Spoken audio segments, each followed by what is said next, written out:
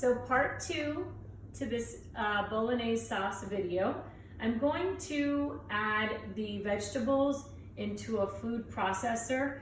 You can do this 2 ways. You can chop the vegetables yourself into minced vegetables, or you can have it, make it like a chunky sauce.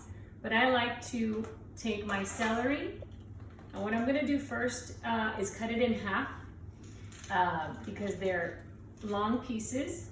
So I'm gonna cut a couple of pieces. Let's see how many we're gonna do. Now, depending on how well or how good you like the taste of celery, you can add as much as you want.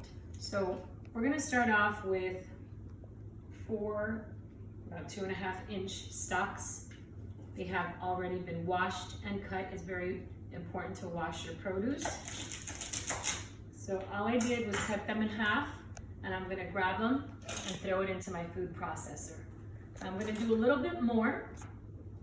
Let's do 3 more. Once you start making this on your own, you can pretty much eyeball. You don't really need a recipe to cook with. My carrots, I like these baby carrots because they're simple to use. They're little, and we can just throw them into our food processor as well. So I'm gonna use actually all the carrots.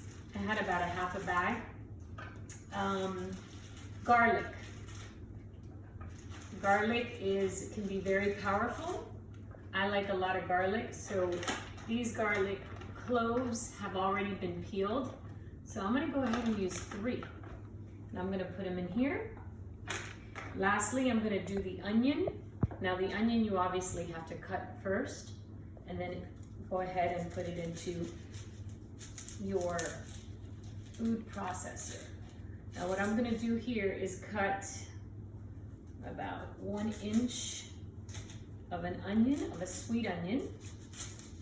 And then I'm gonna keep adding more as we go because it looks pretty full right now. So sometimes you have this extra peel on the outside that you wanna take off. I'm just gonna give it a cut in quarters. And for now, like I said, since I have a small food processor, I'm just gonna go ahead and put everything in here. This kind of like chops everything, blends it, and then I'm going to give it a chop.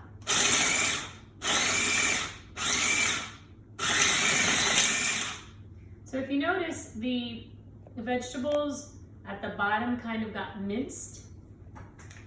And remember, onions can make you cry. Sometimes my eyes are already stinging.